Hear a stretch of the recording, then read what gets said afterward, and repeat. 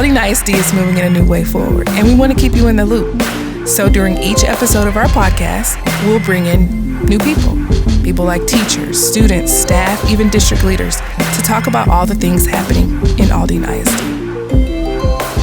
Hello, thanks for tuning in to episode 5 of All the Things, the Aldine ISD podcast. My name is Shalia Reed, and I'm the Chief of Staff in Aldine ISD. I'm so glad to be back on the microphone and here with someone that's very special. We've been talking about the things we share alike. We have a long list of things we share alike, but right now we're both boy moms. We can say that. Today's episode of All the Things, the Aldine ISD podcast, is about history and learning to know, like when you know where your history is, you can know where the future is. Without even knowing it, the world is kind of cyclical, in my opinion. If you don't know what happened behind you, you don't really know how to anticipate what's coming in front of you. But today, we're talking about women's history. We're just a few days in, and we have a very special guest. When you hear her voice, you'll know why we selected her.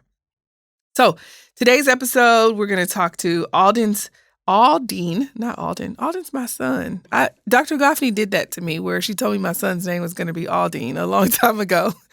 We're talking to, you can talk, I promise. They want to hear you. Okay. We're going to have a sit down with Aldine's Vardeman EC Pre-K principal, Miss Orfelinda Todd. Yes. And we're also going to highlight Women's History Month by talking to her. And then we'll talk about the importance of education in women's history.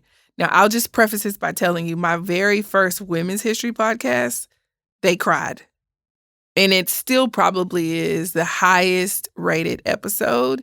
And that was when we talked to Dr. Katie Rohde. You're shaking your head. Do you remember this? Yes. Dr. Katie Rohde. Yes. And our then CFO, Dr. Tamika Alfred-Stevens. And it was the Valiant Woman. I don't think we knew what we were doing, but they cried. People loved it. It was amazing. And now, now everyone has to live up to that. So no pressure. Your eyes got really big. Whoa.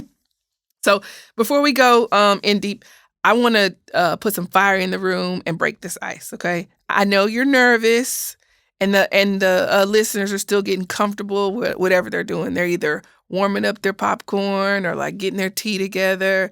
If I'm thinking about it, somebody told me that they listen when they get in the car, so they're putting their seatbelt on. So while they're doing all those things, we're going to break the ice before we get into the meat of it.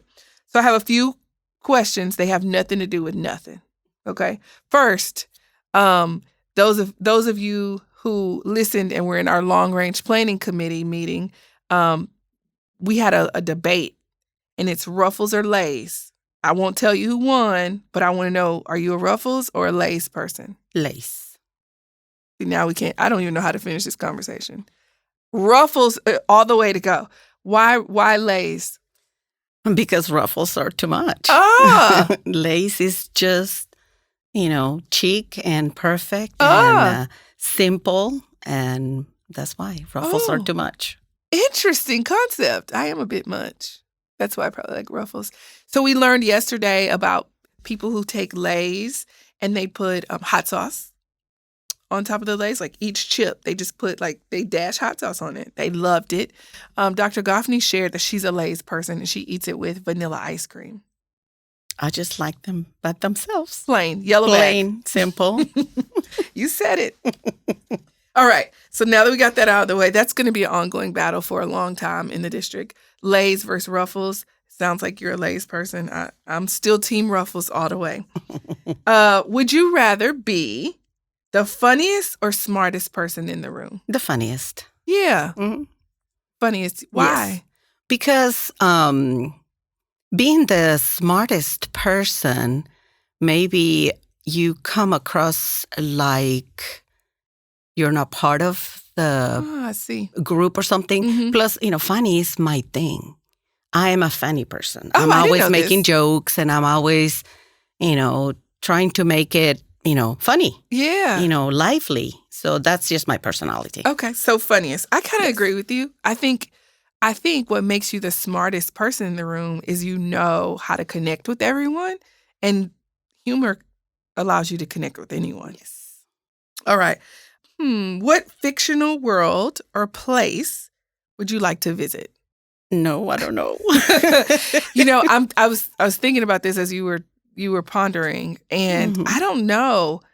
There's a couple places. So I'm a Cosby Show fan. Okay. And in one of the Cosby Show episodes, Denise Huxtable and her family, they like end up going to this castle. Anybody? No, nobody's following me. It was like this made up place that was like they were kings and queens. It was all fictional. I really just want to go there. But then generally, I'd like to go to the Huxtable house to really know how New York was and the brownstones. That. And then I also think about my son watches Ada Twist, Scientist on Netflix. Okay, she's this brown girl. She has big puffy puffs, and they live. She wants to be a scientist when she grows up, and their house looks like it's so much fun. They have a cat and a dog. They're always doing something, and it just looks like a fun place. Now I'm thinking. Okay, now that you brought some examples, yes. Now I can answer the question. I would love to be the scientist on in a bus, that she went like through the veins. Oh, who was that? The teacher. The teacher, yes. Who was in the bus. The bus, yeah. I love that show. The Magic School Bus. Thank you, yes. Oh. Well, I will love that because then you can go inside of the human body or, go to places or be miniature or be large. And I love that. That will be a great that's good. thing to do. That's good. I forgot about her. That's a great place to want to be, like in her life. Yes. That's good. I love that. Okay. If you could write a book, and you can write a book, by the way. Yes. So when you decide to write your book, I'm going to change the question. Mm-hmm. Are you going to write it as a mystery, a thriller, romance, historical fiction, nonfiction, comic, kids book? Which one are you going to do? I think it's going to be like a thriller with comics. Oh, so like a comic book. A combination, yeah. That's a thriller. Yeah. Are you a reader? Do you read a lot of books? I do read. And do you read thrillers? Yes, I do. Yeah, we read a lot of books in my book club, but we can't get into thrillers. Well, I can't. Yes. I like just give me a very traditional rom-com, romantic story where there's like twists and turns, but ultimately they fall in love and live happily ever after. Yes. Thrillers, I hardly ever read those. Okay. That's why they're icebreakers. We've broken the ice. All right, so let me introduce the guest host. You've heard her voice. I told you who she was, Orfelinda Todd over at Vardeman. The pandas. I'll never forget that from Convocation. I could just see these little pandas floating around. So over with the pandas at Vardeman is Orfelinda Todd. Principal Todd grew up in Mexico, and her childhood dream was to work in human resources. Yes. Well, you're resourcing some humans. Yes. However, one vacation trip in 1987 changed her life path when she fell in love with the English language, and after close friends encouraged her to stay in Texas. I need more on that.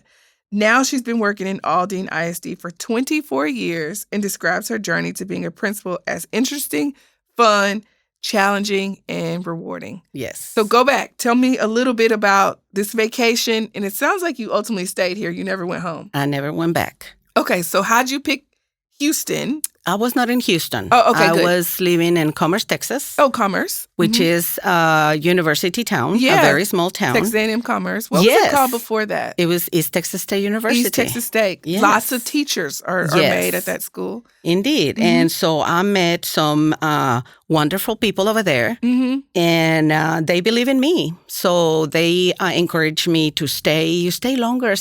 And after week after week and week, encouraging me. So finally I said to one of them, I said, if I find a job today, I'll stay. Stop.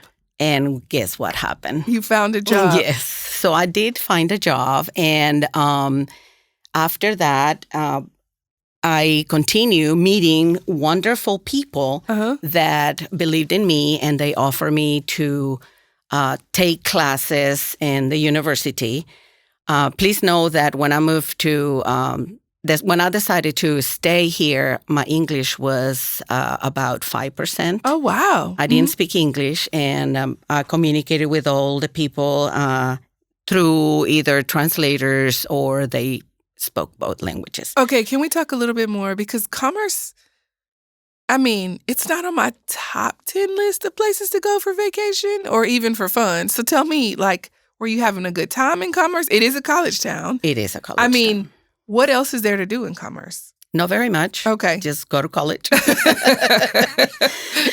It was through a friend that, he invited me with his family. So that's how I ended up over there. But I met, like I said, other people that encouraged me to stay. Yeah. And so I found a job and I stay over there. And that's how I started learning English, through people. Yeah. So one of the things I will tell you is that I've worked at a college, in a college town. It's nothing like it. I mean, it's just, it is an acquired taste. And I remember before I was married, I told my husband, who at the time we were dating, I said, I want to raise my children in a college town. And he looked at me and was like, no way. I don't know what you're talking about. Because just like I told you about Commerce, there's not much to do but go to college. But for me, what I knew about college is all the smartest people are right in this place. I mean, educators, people who want to learn and seek knowledge. The arts are like fantastic there. There's great food. There's always something to do. You can go to a baseball game, a basketball game, a football game, and then everyone is diverse, right? Yes. But like-minded. Yes. So they're seeking knowledge. They want to know more. They want to change the world through research or they don't just, they're smart people. Yes, very smart people. So I can understand how this college town, right, sucked you in and then also helped you to learn English because you're talking to all kinds of people. I mean, and they're not using regular words, right? Y'all aren't just using the basics. You're learning English at the fast pace. Yes. Tell me more about that.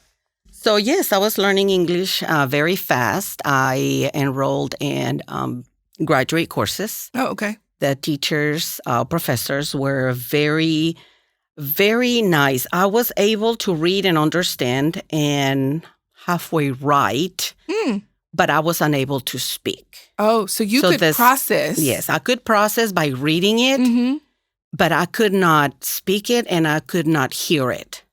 So the hearing part was not developed in me, so I didn't understand. But I was able to read it and get the gist of what they were trying to tell me. And I had a companion with me all the time, which was one of those dictionaries. Oh, yeah. The ones that are orange and yellow. Oh, I can see it. I don't remember it's those. Double. No, I took Spanish in college and we had to get English, Spanish. And then it's orange and yellow. Yes. I know exactly what you're talking about. I can visually see it. I sold it at Half Price Books. Yes. During one of my moves, one of my mini moves. But yes. So you carried it around. So I carried it around and all my texts, they were words all around because I had to translate, words. And that's how I started. And then I started developing that ear, that hearing and understanding. One funny story was that people used to ask me, how are you doing? And I used to respond, nothing. Because I heard, what are you doing? So how do you say, how are you doing in Spanish? Because the way that I learned, because when I took English in Mexico was, hello, how are you? Nobody speaks like that in here. Say it again. Hello, how are you? My name is Orfelinda. And yours? So that's all I knew. Nobody talks like that. So it was fun. It was funny. I have many stories, many misunderstandings, and a lot of laughs. And eventually, I started picking it up and become a little bit better and a little bit better. And so wait, fast forward that story. Yes. So you're in Commerce. How do you get to Aldine? I work in different places. I work in a bank in Greenville, Texas. I know where in that a bank is too. Yes. I lived in Greenville, Texas. Well, before I'm going back. Okay, so wait. I'm staying. Right now, I want you to know Commerce is a small town and Greenville is a small town. But it's a little bit bigger than Commerce. Just a little bit. Not very much. I was preparing to leave small towns because I grew up in a big city. Okay. But in the time that I was in Commerce, I met a wonderful person that is my husband now. Okay. Gary Todd. And we became very good friends, and then we got married. So after that, I started going to college with, either scholarships or people that believed in me. Mm-hmm. And so I moved to Houston in 1997 Mm-hmm. because a friend of mine that was working in Aldine Mm-hmm. said, you'll find a job in here as a teacher. I had already worked as a Spanish teacher in small towns in that area. You done small town. Yes. Got it. So I was a Spanish teacher in high school, and my friend said, you can find a job here. Aldine is looking for teachers. So in 1997, I moved to Houston, and I moved to HISD for 1 year. Uh-huh.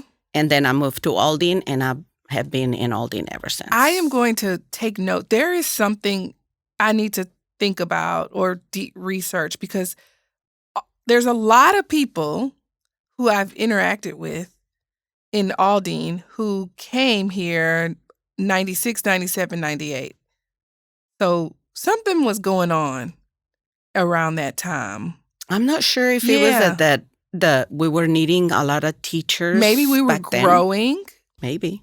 Maybe we were changing. I'm just going to have to research. I'm noting this. Yeah. And so if my listeners are listening and you can tell me what happened between 97, 98, 96, 97, 98, tell me what was going on so I know. I'm seriously thinking about this. There has to be a connection. I think Katie Rohde, do you know? Todd? Same area. All of them, because it's a large group. And I know part of this group that moved around those years. Yeah, they moved from Iowa, and then, other people, they moved from Mexico, other places. Right. But it was around that area. I know a lot of people, but maybe because we're kind of the same age. I don't know. Maybe. Or maybe all the good people know good people. That's really my answer. I think that we decided that we were going to take over the world like Pinky and the Brain, and we said we're going to take over Aldine. Yes, it happened. Okay, so fast forward, you came here, you started as a teacher. Where'd you work first? I work in Keble. Oh, Keble. I was a pre-K teacher, and for a few years, I was a skills specialist for a couple of years, and then I moved to elementary schools as a skills specialist. Mm-hmm. And then I moved to intermediate, back to elementary as an AP, back to intermediate as an AP, and then principal. Okay. So it was. It's been a long trajectory. Yeah, I guess that's the word. But like I said, I think it's people that believed in me. Mm-hmm. Sometimes I doubt myself, but at the same time I said, but I've done it. I'm here, and I think I've done a good job. Mm-hmm. And so they believe in me, so I should believe in myself too. You should. Indeed. You should. And so we're here for Women's History Month. Yes. And so you're our first guest of the month, and it's very early in the month. And so I do want to spend a little time talking about, your trajectory and how your purpose as a woman or your role as a woman has played into your roles, or do you have an example of how this has shown up, either good or bad? Don't worry, I'll give you an example, right? Mm-hmm. And so I have, and I don't know if I've told this story here, but I definitely have shared that, I read the book Lean In by Sheryl Sandberg, right?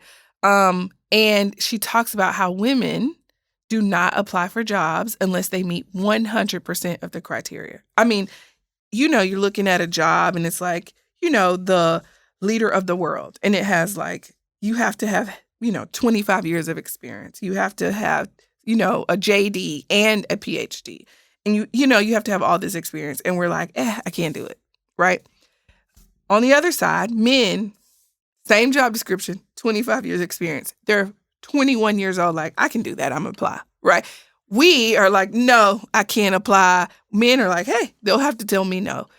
So I read that book and realized I was doing this without even knowing it. And literally that book changed my life. And so now I feel like I pushed myself away, and I'm not applying for jobs. That's not the example I'm going to, use, but I'm giving this example of how we women, and it's a generalization, but probably very accurate, need to know, like you said, sometimes we don't believe in ourselves, and other people have to tell us, oh, no, you're good. Yes. You can do this. And you're telling me, you've told me now twice, yes. Well, there are people who believed in me. I got to believe in myself. are there stories or examples that you can share for our listeners to help them to understand they're not alone in their thinking? Well, our society. Mm-hmm. I have two societies, the one that I grew up until I was 22 and then when I moved here. So the culture is different. Yes. So we are taught that, back then that, the woman stays at home, he takes care of the kids and, and things like that. You don't have to go to work. Even my mom, not with the intention of trying to put me down or anything like that, but she was like, you study secretary because, then you can find a job right away. Oh, I see. And then, you don't have to do that all, going to college for many years or something like that. You can raise babies. Yeah. But, I have always been the one that if you tell me that, I'm going to do the opposite. If you tell me that I can't, I'm going to do the opposite. So I went and I studied psychology. So I did that, against her, but she didn't mean to. She was taught to think that way. Yeah. So for generations, we have been taught to think this way. And so it is very hard to break that. Those are like either habits or they're in our genes somehow. It's embedded in who we are, right? As a female. It's not, you are telling me about your culture, right? In a whole nother country. And where I wasn't raised in that country. We're also not the same age, but without even knowing it, that has been embedded into my body and thinking. I can remember my grandmother. We were at like Easter dinner, right? And my grandmother, said, "Oh, we prayed. It was time to eat." And my cousin was sitting down, and I was in line to eat. And she said, "Oh, you should let him go first." And I said, "Who? Let who go first?" No. She was like, "Well, he's a man. I don't care what he's not my man. We're equal." Yes. She did not mean it. She didn't mean it in any kind of way. Yes. But it's just how she was raised. Right. Like you were raised to care for others. Yes. Before you care for yourself. Yeah. Yeah, my mom taught me to care for my husband. Yeah. I had to serve him, and I was like, I'm sorry. He can serve himself.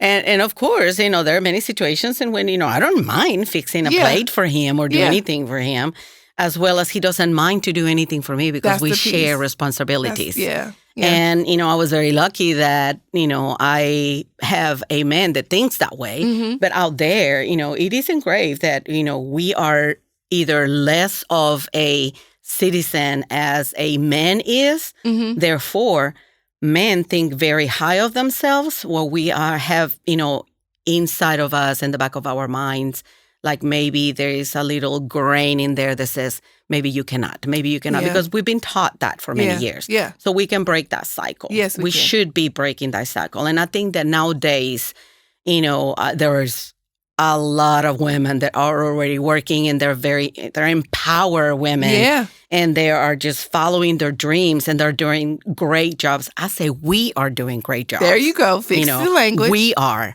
And so because we have already broken that, still there is a little seed back there, but, we're still working on it. And that's what we need to be teaching our students, our families, our young women and men, that, sharing is caring and is better. Okay, so we talked a little bit about being boy moms and, your son's 29 years old. Yes. And so is your son, as he's going through life, have you taught him to treat women fairly? You're no better than she is.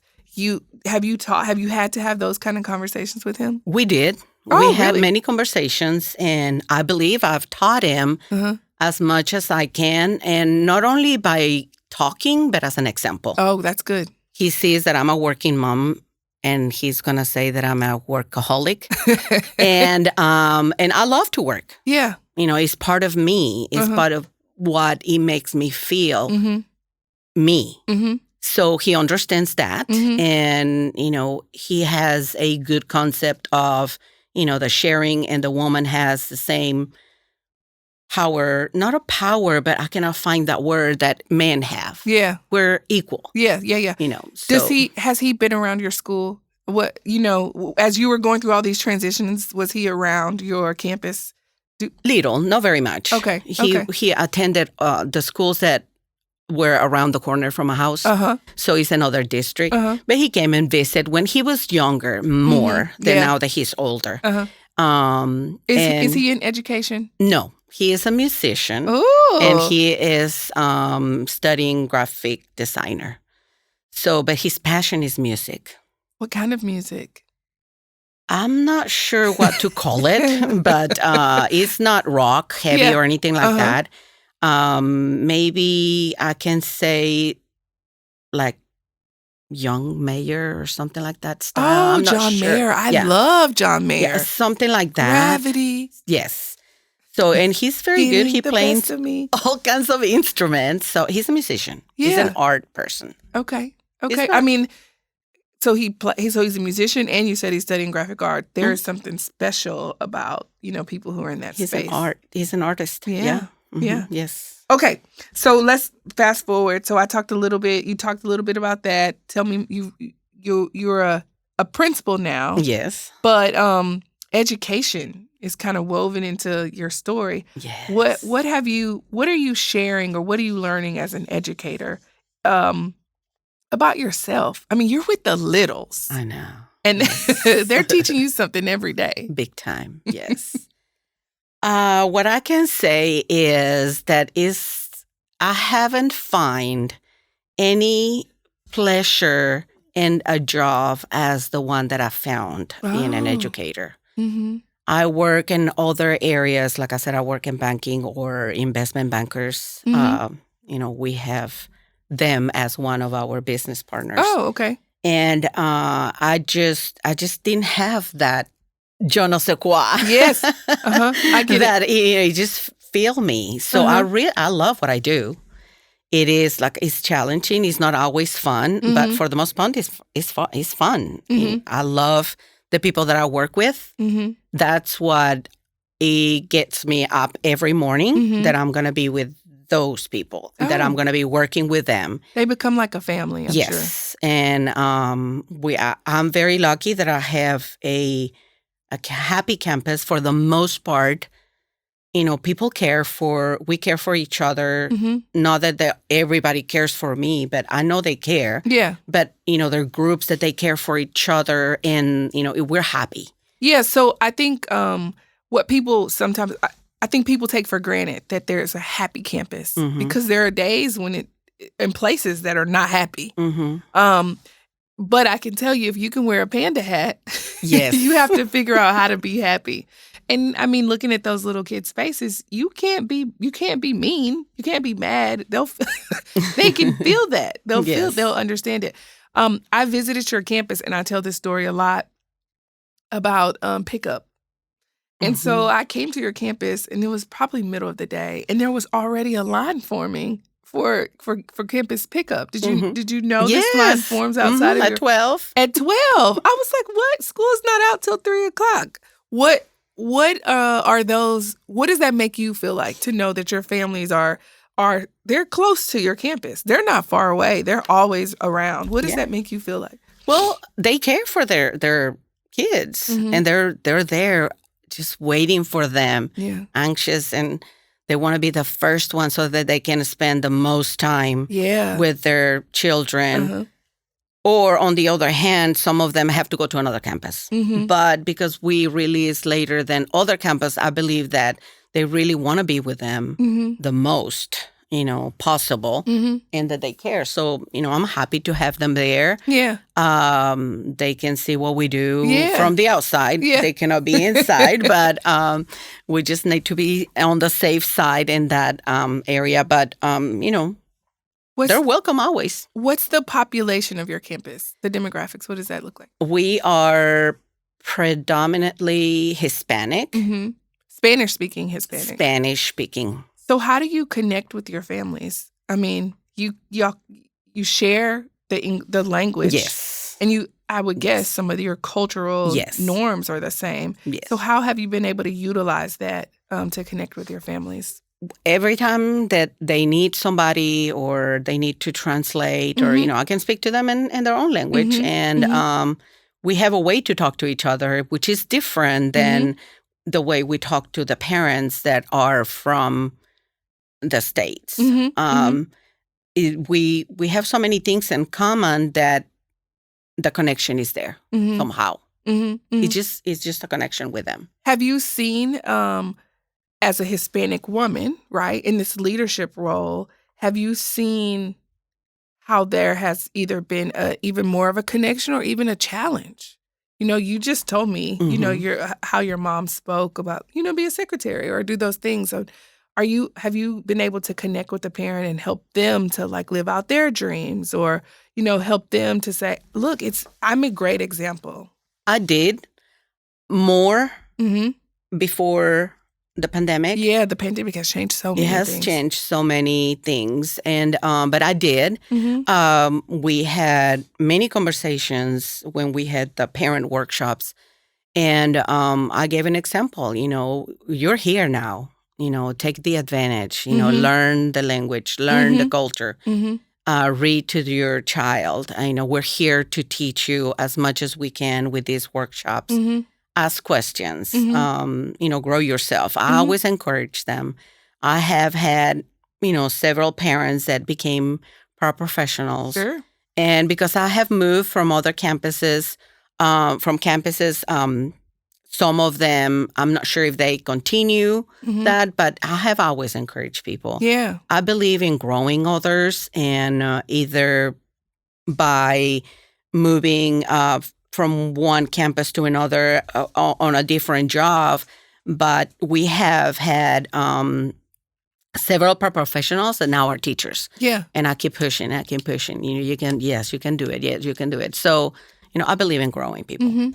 So speaking of growing people, who helped you grow? Anyone you want to shout out on here? I think that the people that believed in me, there's several. Some of them, I don't think they still with us. Sure. And Frank, I remember Frank Perez in Commerce. And then I had a professor, Margaret. She was an older lady. I don't think she's anymore with us. She believed in me and she was like, yes, you need to do this. You need to go in this area into education. And that's how it started between, those two. And of course, the support of my husband and my family. Yeah. Even my family in Mexico, they have always supported everything that I've done. Yeah. Anything else you want to share before we wrap up?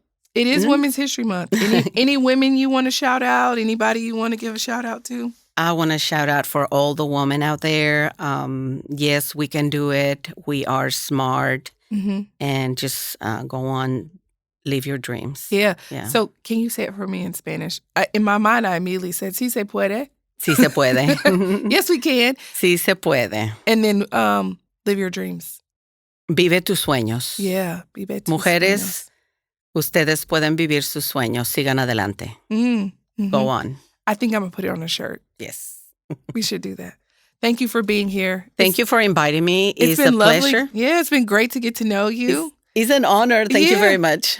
Sometimes you see people, you connect with them, but you don't know all the things that you share. And I think that's the one thing we don't always get a chance to do is hear people's stories, hear how they, got to where they are. We just assume, they just, that where they are is where they've been. And that's so not true.